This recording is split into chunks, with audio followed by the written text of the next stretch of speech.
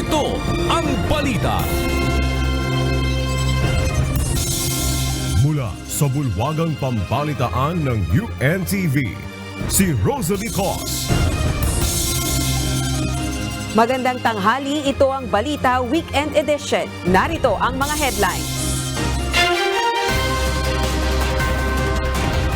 Mga tsuper na hindi nakapag-consolidate ng prangkisa, hinikayat ng Department of Transportation na mag-avail ng Government Livelihood Programs.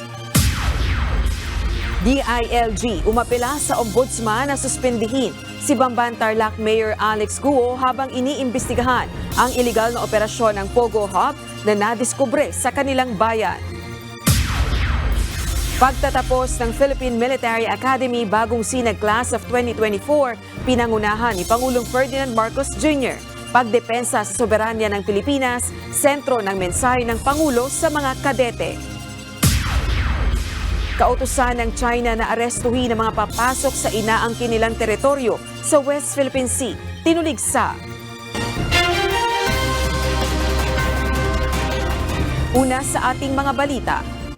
Para sa ating ulat panahon, ayon sa Pag-asa, makararanas ng mataas na tsansa ng mga kalat-kalat na pag-ulan na may pagkulog at paggitlat ang extreme northern Luzon dahil sa epekto ng shear line o ang salubungan ng mainit at malamig na hangin. Ang easterlies naman o ang mainit na hangin nang gagaling sa kargatang Pasipiko ang nakakaapekto sa Metro Manila at nalalabing bahagi ng bansa.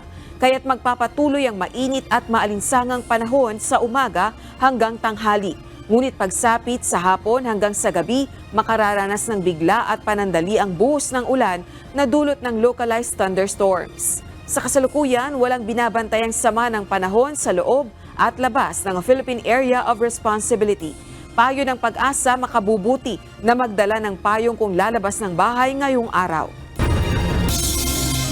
Abiso sa mga motorista, posibleng magpatupad ng dagdag bawas sa presyo ang mga kumpanya ng langis sa susunod na linggo.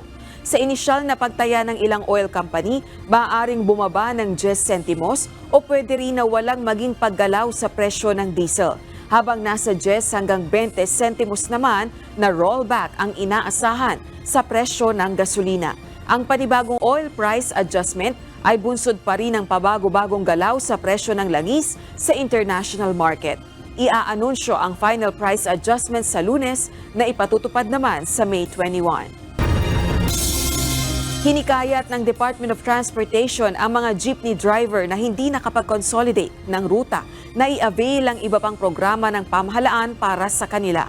Ayon kay DOTR Secretary Jaime Bautista, mayroon mga training ang pamahalaan para sa posibleng alternatibong pagkakakitaan ng mga tsuper na walang nasalihan o nabuong kooperatiba. Kabilang dito ang free skills training, skill assessment at entrepreneurship program. Samantala, sinabi ng Metropolitan Manila Development Authority na hindi pa sila binibigyan ng guidelines ng DOTR sa gagawing panguhuli sa mga kolorum na jeep, kaya hindi sila otorisado na parahin at tiketan ang mga ito. Muling isa sa ilalim sa yellow alert ang Visayas Grid ngayong araw, bunsod ng manipis na supply ng kuryente. Sa abiso ng National Grid Corporation of the Philippines o NGCP, iiral ang yellow alert grid mamayang alas 7 hanggang alas 8 ng gabi. 17 mga power plant ang naka-shutdown ngayon sa Visayas Grid, habang may 6 na gumagana sa mas mababang capacity. Dahil sa yellow alert, posibleng magpatupad ng rotational brownout sa ilang mga lugar na nakadepende sa Visayas Grid.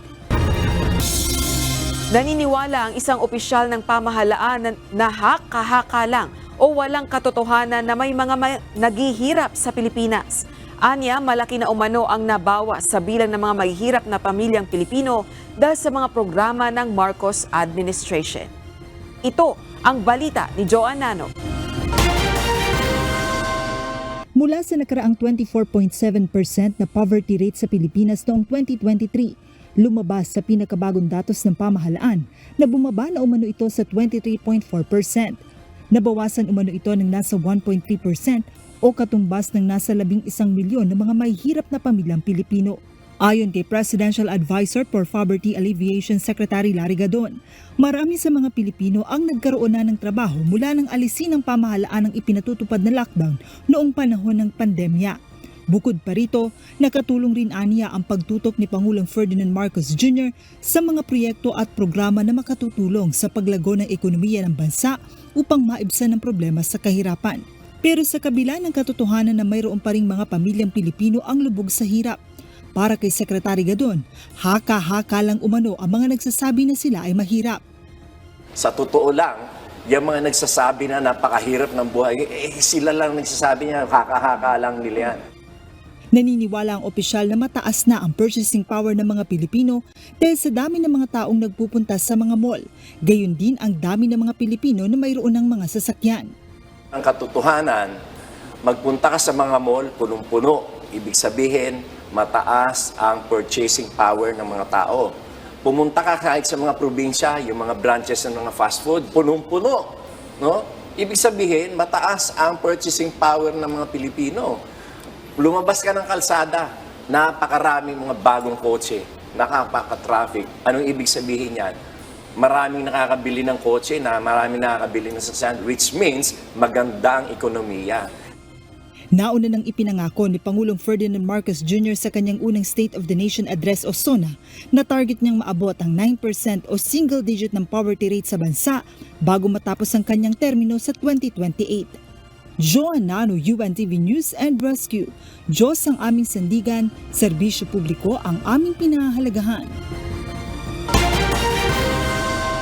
Panauhing pandangal si Pangulong Ferdinand Marcos Jr. sa graduation rites ng Philippine Military Academy bagong sinag class of 2024. Ang taga Surigao del Norte na si Cadet First Class Jeanette Elumba ang hinirang na class valedictorian.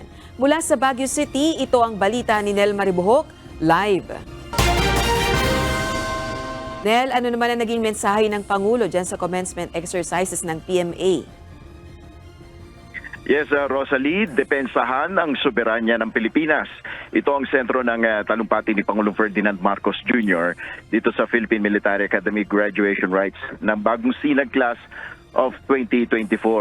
Ayon sa Commander-in-Chief, kailangan maging handa rin ng PMA graduates sa mga umuusbong na hamon sa kasalukuyan. Hinimok rin niya mga ito na respetuin ang civilian authority at tuparin ang tungkulin na protektahan ng mamamayan.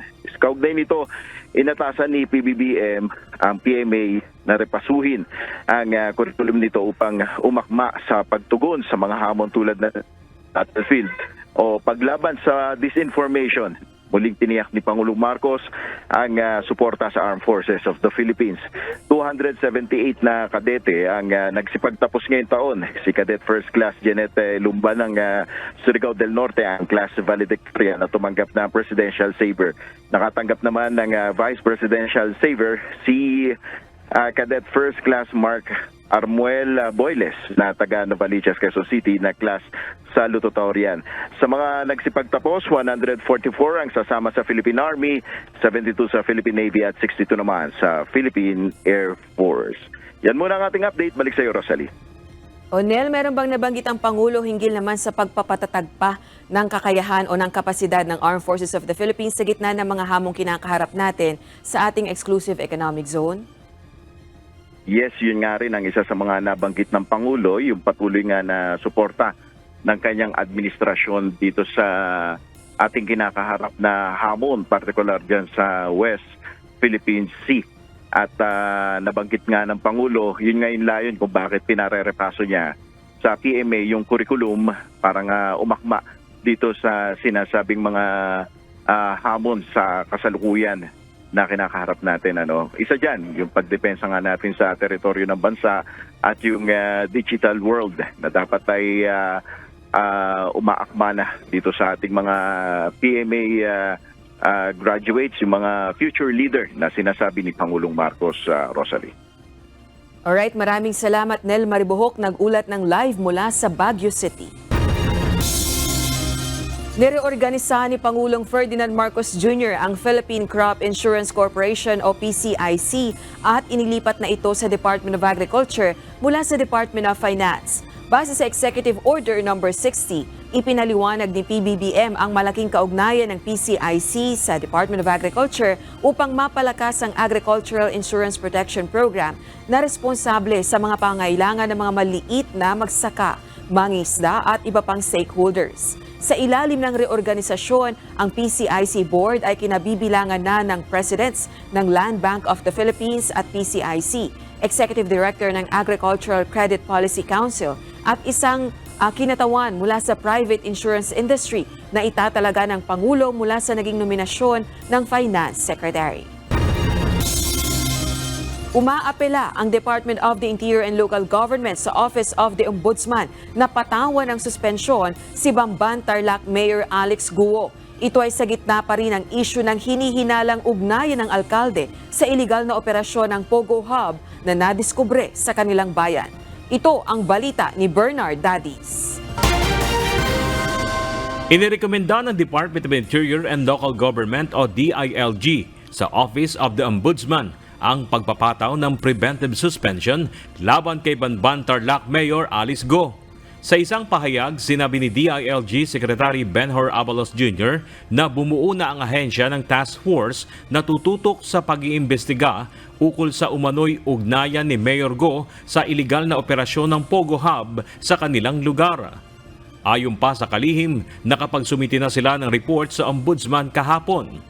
Para sa DILG, nararapat na suspendihin muna si Mayor Go upang mapigilan ang anumang tangkang pang-iimpluwensya sa isinasagawang investigasyon.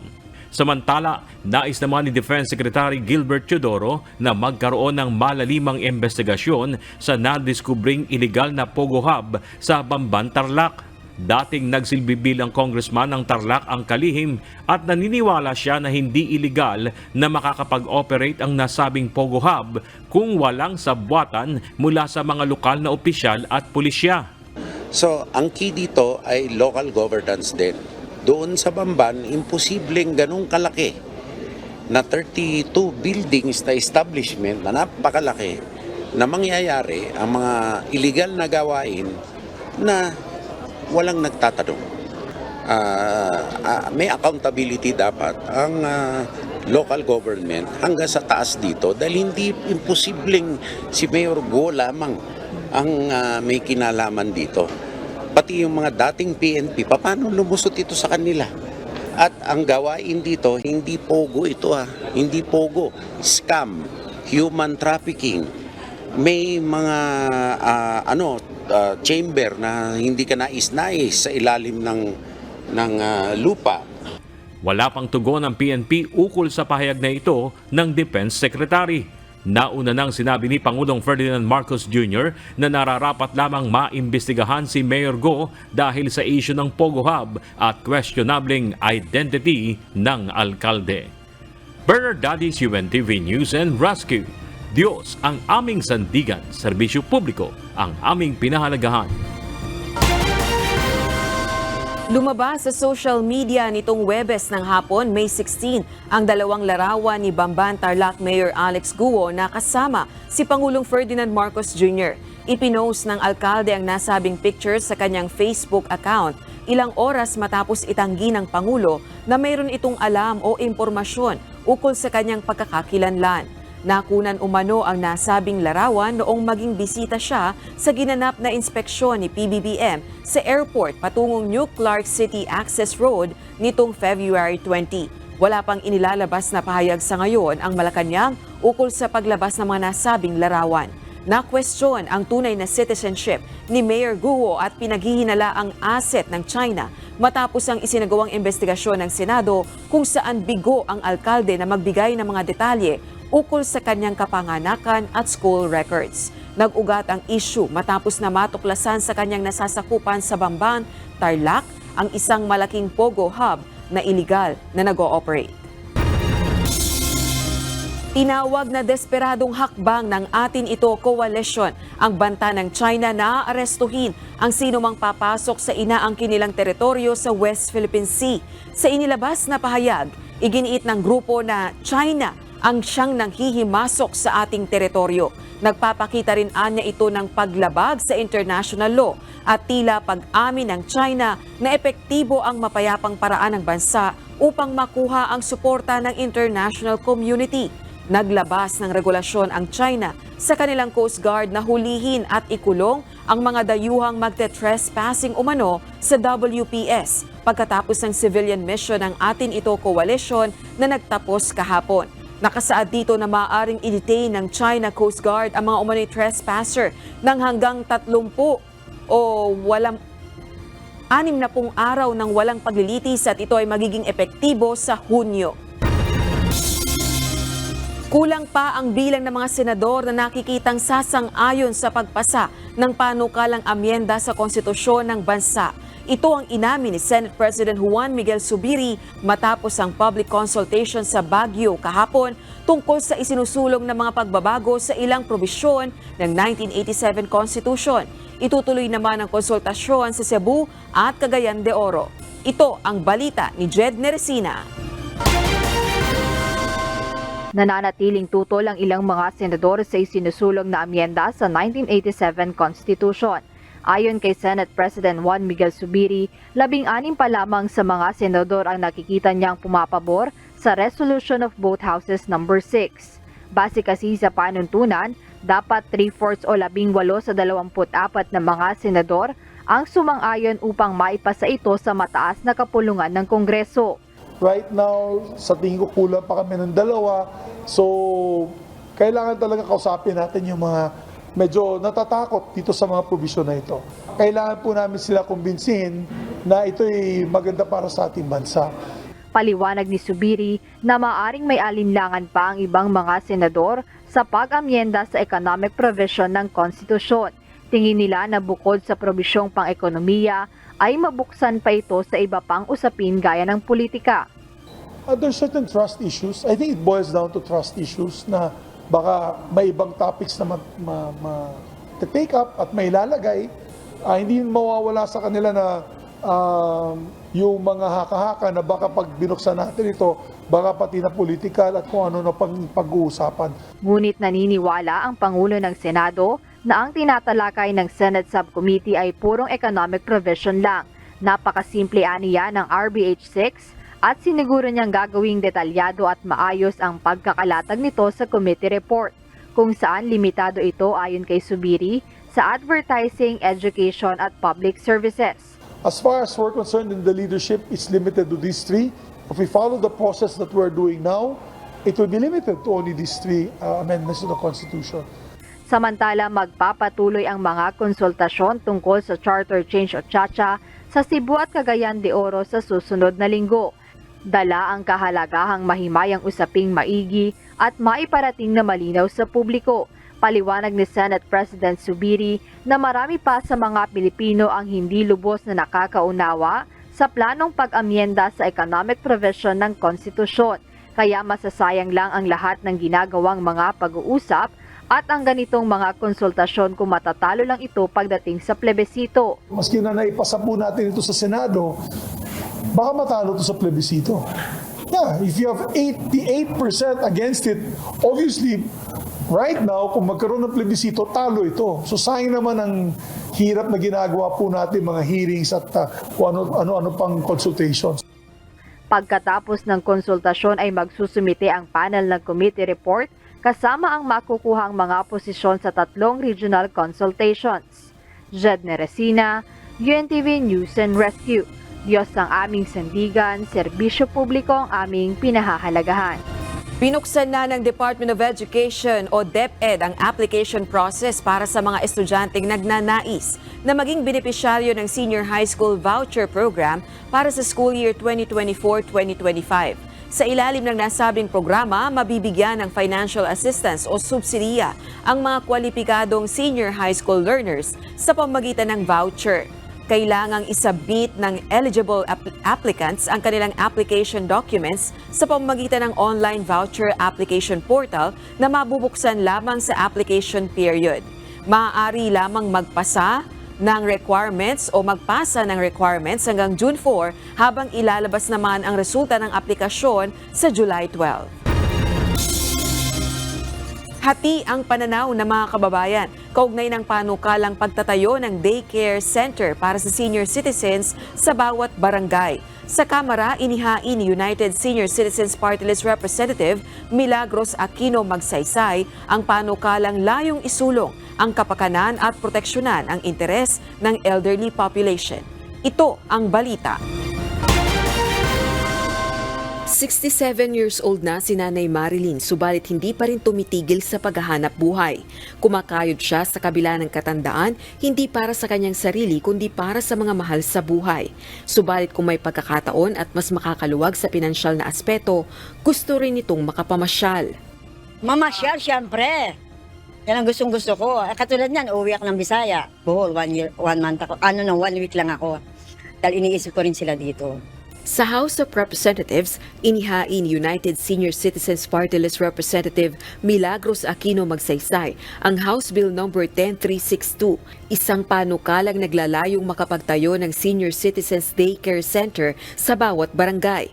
Center-based facilities ito na magkakaloob ng daytime na mga serbisyo sa mga 60-year-old pataas. Kung maisa sa batas, kabilang sa probisyon nito ang pagkakaroon ng socialization activities para sa mga elderly, kabilang na ang day field trips o outings na ibig ding magawa ni Nanay Marilyn. Gayon din ang pagbibigay ng health services at medical interventions. Ang mga lokal na pamahalaan naman ang magiging responsable sa operasyon at pangasiwa nito. Gayunman ang ibang kababayan, hati ang pananaw kaugnay ng panukala. Buti sana kung isa lang, siya marami yan. Maraming senior, di ba? Hindi naman natin masasabi na talagang nakatutok yung mag-aalaga. Safety siya sa pag-iiwanan, may daycare center, may titingin talaga. Para naman sa isang kawani ng barangay, magandang panukala ang pagkakaroon ng Senior Citizens Daycare Center. Subalit gate nito, dapat ding mapagtuunan ng pansin ng pamahalaan ang kinakailangang tulong medikal at pinansyal ng mga senior citizen. Challenging po yun kasi yung sa ano nga lang po sa problema po ng mga senior natin, like yung mga kinakailangan nila for gamot, ganyan, yung sa mga assistant like financial assistant, medyo hindi po siya sumasapat. Rosa Licoz, UNTV News and Rescue. Diyos ang aming sandigan, serbisyo publiko ang aming pinahahalagahan. Nilagdaan na ng Social Security System o SSS ang mga kasunduan na maglalapit ng mga serbisyo ng ahensya sa mga miyembro nito na nagtatrabaho sa Economic Zone at Lipa City Hall. Ito ang balita ni Lynette Bahe. Inanunsyo kahapon May 17 ni SSS President at Chief Executive Officer Rolando Ledesma Makasait ang pagtatatag ng mga off-site e-center sa Lima Industrial Park at Lipa City Hall. Kasabay nito nilandaan din ang mga kasunduan sa lungsod na maglalapit ng kanilang mga serbisyo sa halos 67,000 miyembro nito na nagtatrabaho sa nasabing lugar. Inaasahang magbibigay daan ito sa mga manggagawa na ma-access sa mga pangunahing serbisyo ng SSS at makapag-online transaction. To the SSS team and family, on behalf of Lima and the Aboitiz Group, we extend our heartfelt gratitude to all of you for this significant partnership, and we are excited to establish the off-site centers in our ecozones. We look forward to the productive journey ahead as we work hand in hand with the SSS to make meaningful difference in our community. Bukod sa paglalagay ng mga e-center, nakipag-ugnayan din ng SSS sa Batangas State University, the National Engineering University, lungsod ng Tanawan at mga munisipalidad ng Cuenca at Malbar upang makatulong sa pagpapalawig ng social security protection at serbisyo sa mahigit 1,000 kawani. Ayon kay Makasait, ang mga job order at contract of service na manggagawa sa nasabing mga institusyon ay magiging self-employed na miyembro ng SSS sa ilalim ng Kasangga Collect Program. Sa pamamagitan ng programang ito ay magkakaroon na ng pagkakataon ng mga hindi regular na empleyado na makinabang sa mga benepisyong ibinibigay ng kanilang ahensya tulad ng sickness, maternity, disability, retirement, death at funeral benefits, gayon din ang loan privileges para sa biglang pangangailangan.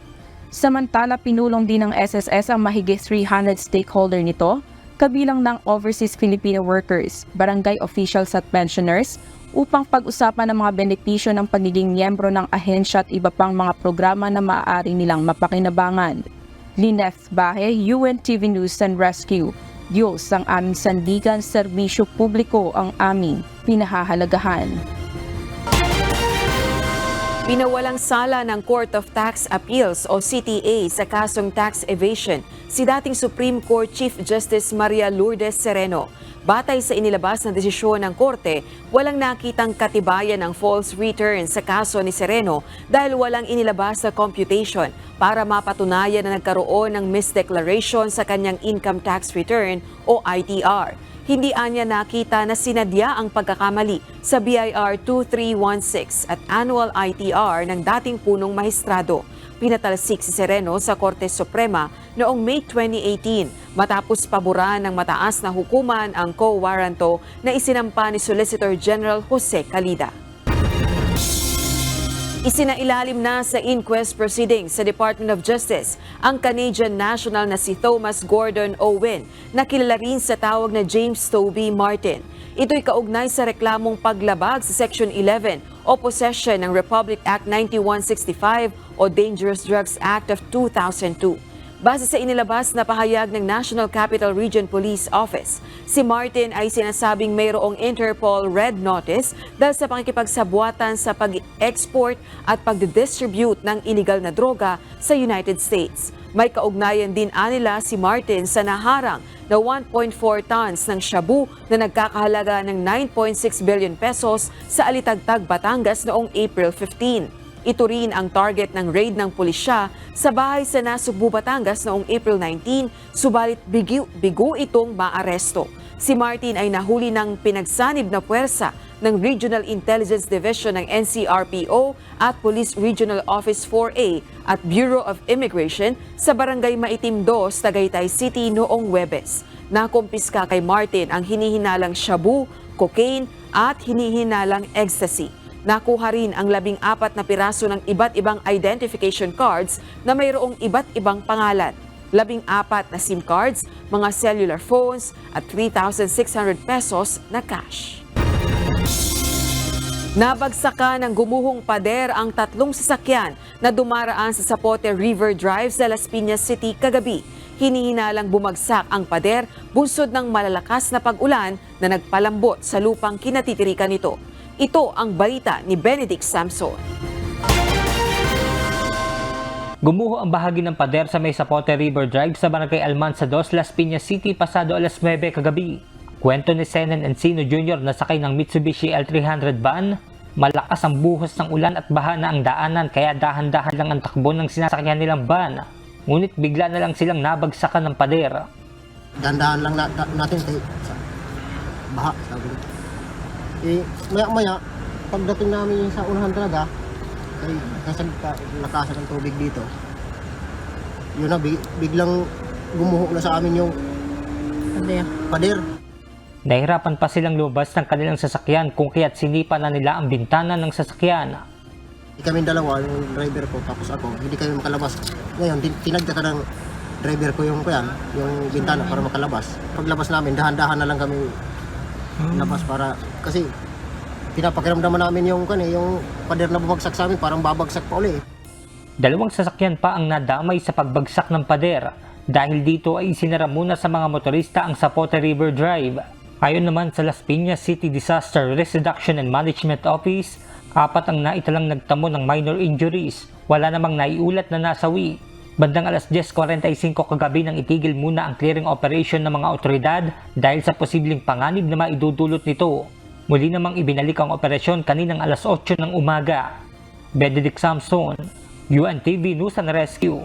Diyos ang aming sandigan, serbisyo publiko ang aming pinahahalagahan.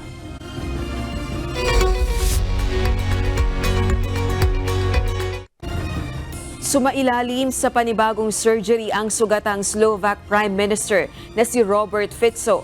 2 araw ito matapos siyang tangkaing patayin ng isang gunman. Ito ang balita. Nasa malubhang kondisyon pa rin si Slovak Prime Minister Robert Fico matapos ang panibagong operasyon araw ng Biyernes, May 17. 2 araw ito matapos ang pagtatangkang assassination sa kanya. Araw ng Sabado, May 18, inaasahan naman ang kauna-unahang court appearance ng suspected gunman na bumaril ng malapitan sa Prime Minister habang siya ay nakikipag-usap sa mga tao sa Handlova. Tinukoy ito sa ulat na si Juraj Sentula, 71 taong gulang na manunulat. Pozadím nie je pochyb, a vy to veľmi dobre viete. A ja sa s tým neviem vnútorne vysporiadať. He is able to speak but only few sentences and then he's really tired because he's under some medication, so of course it is very difficult for him. 5 oras na sumailalim sa surgery si Fico pagkatapos ng shooting at may puntong binanggit pa ng mga opisyal na nasa kritikal ang kalagayan nito. Bunsod ng pag-atake, tumindi ang pagkabahala sa karahasan at kawalan ng stability sa Slovakia na may matinding hidwaan sa politika ilang linggo bago ang halalan sa European Parliament elections. Kinundi naman ang pamamaril bilang pag-atake sa demokrasya. Rosalie Coz, UNTV News and Rescue. Diyos ang aming sandigan, serbisyo publiko ang aming pinahahalagahan. Makukulong ng 30 taon ang lalaking umatake sa asawa ni dating US House Speaker Nancy Pelosi noong 2022 batay sa federal prosecutors. Sa pilitang pumasok si David DePape sa bahay ng mga Pelosi sa San Francisco 1 linggo bago ang congressional elections. Wala noon sa kanyang bahay si Pelosi at nasa Washington. Inamin ni DePape sa trial testimony na intensyon nitong gawing bihag si Pelosi. Nagtamo naman ng skull fracture si Paul Pelosi, 82 years old, matapos hampasin ng martilyo ni DePape. Hiniling ng US Justice Department at TikTok sa isang US Appeals Court na magtakda ng mabilis na schedule upang resolbahin ang mga legal na hamon sa isang bagong batas. Partikular na ang nagre-require sa China-based ByteDance na ibenta ang mga asset ng TikTok sa US bago ang January 19 o harapin ang isang ban. Kabilang sa mga nakiusap sa US Court of Appeals for the District of Columbia na maglabas na ng desisyon sa December 6 ang TikTok, ByteDance at isang grupo ng TikTok content creators. Ito ay upang maiakyat pa ang desisyon sa Supreme Court kung kinakailangan bago ang US deadline.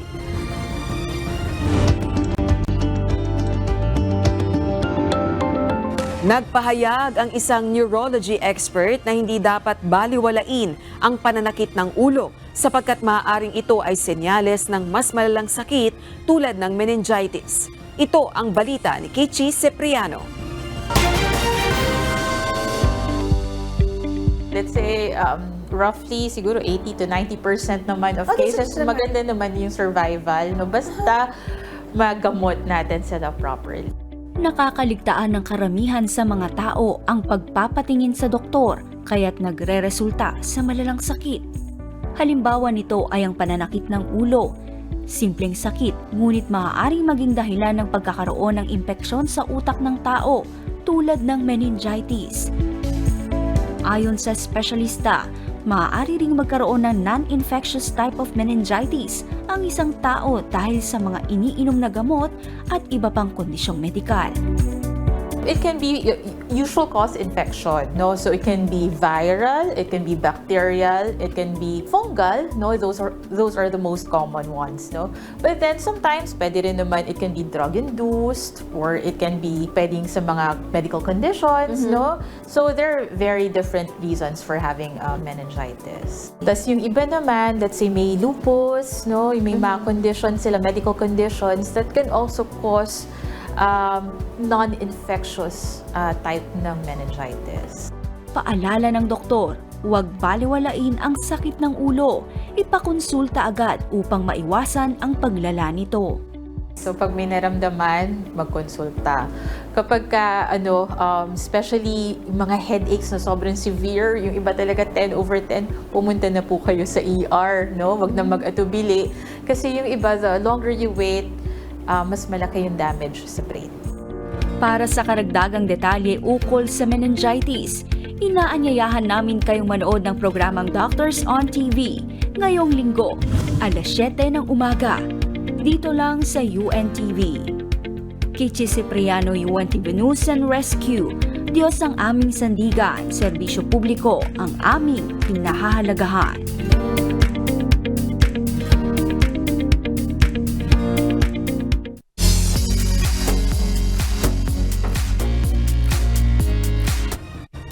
Naglabas ng ikatlong batch ng concept photo ang Big Hit Entertainment para sa nalalapit na second solo album release ng BTS leader na si RM.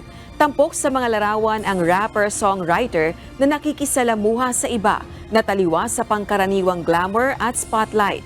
Ayon sa Big Hit, nais nilang maipakita si RM bilang bahagi ng pang-araw-araw na buhay. Gusto rin umanong maipahiwatig ni RM na hindi siya dapat laging focal point o center of attention.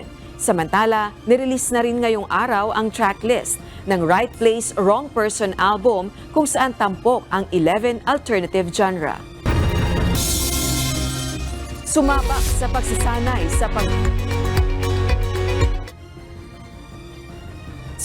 sa pagsasanay sa pagpapalipad ng Unmanned Aerial Vehicle o drone ang 40 kawani ng Rizal Police Provincial Office kahapon.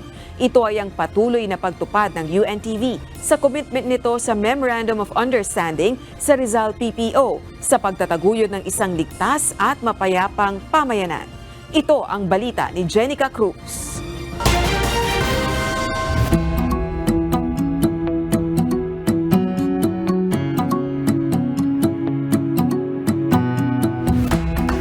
Matapos ang magkasunod na script writing and news reporting at basic first aid seminars na libreng ipinagkaloob ng UNTV News and Rescue sa mga pulis sa probinsya ng Rizal. Isang kakaibang pagsasanay naman ang kanilang sinuong. Sa kauna-unahang pagkakataon, sumabak sa drone pilot training ang 40 personnel ng Rizal Police Provincial Office kahapon. Itinuro ng UNTV News and Rescue drone pilot trainers na mga ka-up licensed pilot ang basic UAV operation at pagkatapos nito ay agad sumabak sa hands-on training ang mga pulis. Isa na si Police Corporal Dimaano sa unang sumabak sa drone pilot training. Anya, malaking tulong para sa kanilang mga otoridad ang ganitong klaseng seminar. Napakalaking tulong po nitong seminar na to para sa aming mga kapulisan, lalo-lalo na po dito sa Rizal Provincial Office dahil nakikipagsabay na po tayo sa mga modern technologies katulad po nitong drone na seminar. Kabilang din sa mga nagsanay ay ang Provincial Director ng Rizal PPO na nakita agad ang ibang perspektibo sa pagpapalipad ng drone. Para sa kanya, ang drone technology ay magpapaigting sa safety ng community. Itong drone training, lalo na itong drone operations, napaka-importante po ito sa field of law enforcement. No? We all know yung advantage ng paggamit ng technology in our anti-criminality, especially sa surveillance at sa mga operations namin, no? Intelligence operations. At sa amin namang mobile force company sa anti-insurgency. Ang drone pilot training ay isa sa mga naipangako ni Kuya Daniel sa ilalim ng kanyang advokasya na magamit sa public service ang unmanned aerial vehicles. Gusto ko lang pong magpasalamat unang-una sa MCGI at UNTV sa pagtugon po sa katulad nitong pagkandak ng napaka-importanteng training, very significant po para sa law enforcement at sana mapalakas pa natin yung drone operations, lalong-lalo na po yung sa larangan ng rescue, pagbibigay ng assistance sa ating kababayan at yung ating anti-criminality. Ang UNTV News and Rescue, ang kauna-unahang news organization na gumamit ng drone sa larangan ng pagbabalita noong 2013 Super Typhoon Yolanda coverage. Jenica Cruz, UNTV News and Rescue. Diyos ang aming sandigan, serbisyo publiko ang aming pinahalagahan.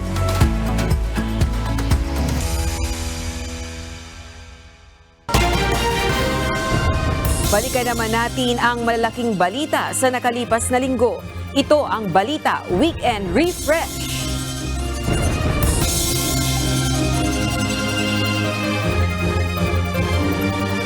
Planong reklamasyon ng China sa Sabina Shoal napigilan dahil sa presensya ng Philippine Coast Guard. I think this is the reason why we can say na we are effective in deterring China from doing this small-scale reclamation, because China also doesn't want to get caught on how they do it. Pagpapalakas ng kapabilidad sa pagdepensa ng teritoryo, mahigpit na bilin ni Pangulong Ferdinand Marcos Jr. sa isinagawang command conference sa Philippine Air Force. Bagong promote na general at flag officers, hinimok na harapin ang komplikadong mga hamon sa seguridad. That you will uphold the principles that made you patriots, professionals, always compliant with command, faithful to our Constitution, loyal to our country, and mindful of our conscience. Pagtatakda ng limitasyon sa aangkating bigas ng National Food Authority sa ilalim ng Rice Tarification Law, tiniyak. That's why I would like to ensure our counterparts in the Senate that this is a different scenario. In fact, very limited ang kanila magiging presence po rito in case of emergency situations. Senator Ronald Bato de la Rosa nilinaw na walang hidden agenda sa pag-imbestiga sa umano'y nag-leak na PIDEA documents.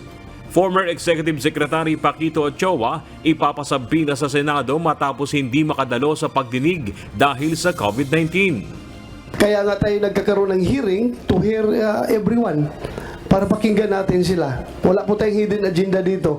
Itataya ko ang buhay ko dito sa hearing na ito as far as objectivity and neutrality is concerned.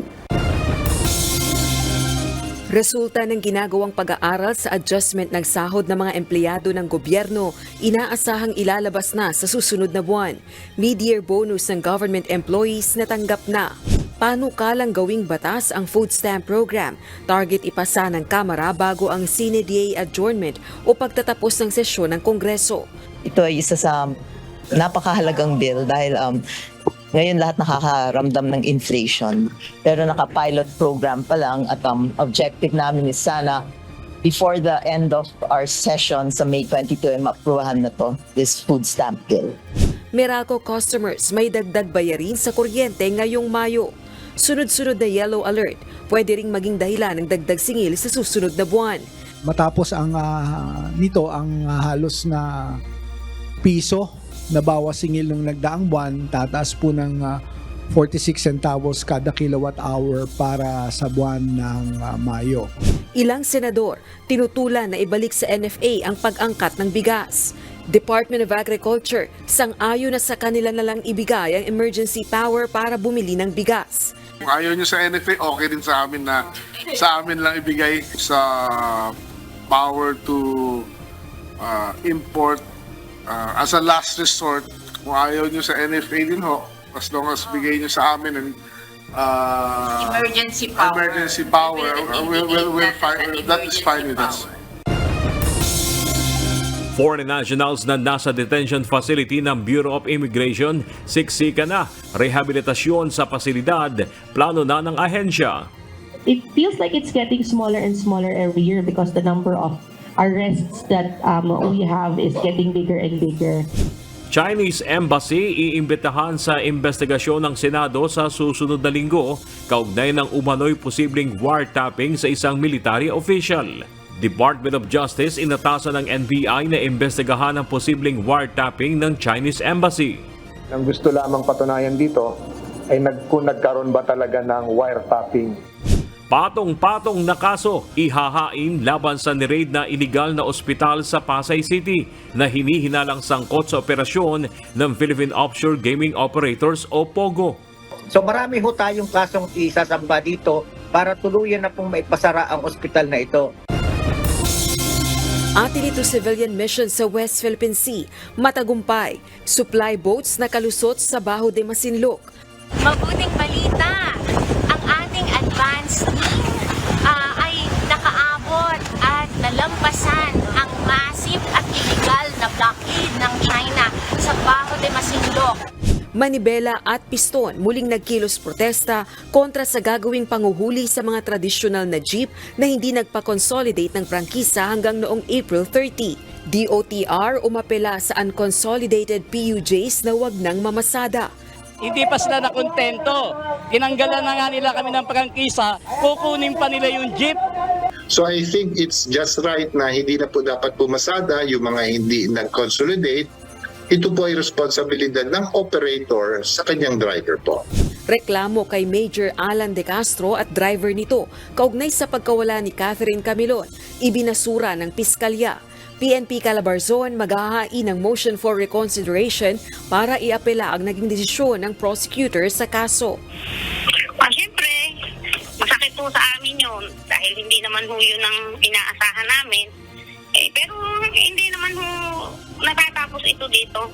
Hindi naman ho ibig sabihin tapos na yun. Hindi ho mawawala ng pag-asa.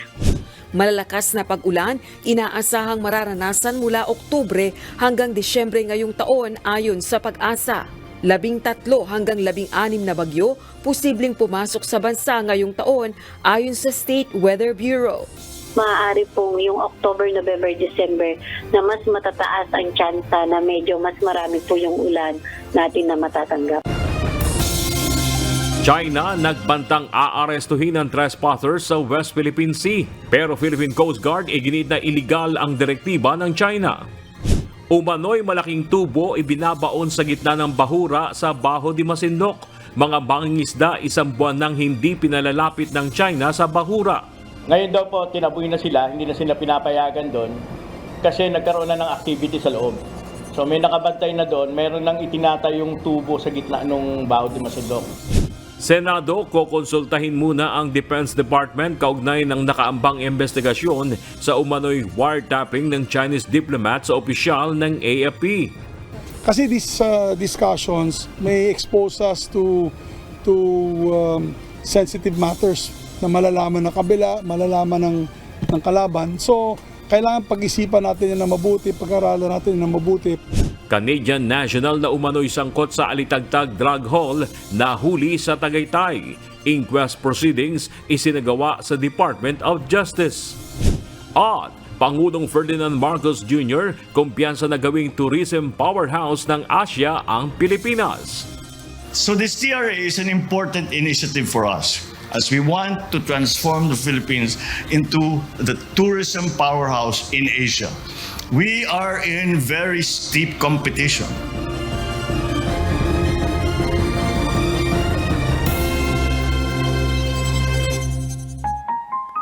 At sa salita ng Diyos na ating sandigan mula sa Aklat ng Awit 32, 10 hanggang 11 na nagsasabi, maraming kapanglawan ay sasapit sa masama, ngunit siyang tumitiwala sa Panginoon, kagandahang loob ang liligid sa Kanya sa palibot.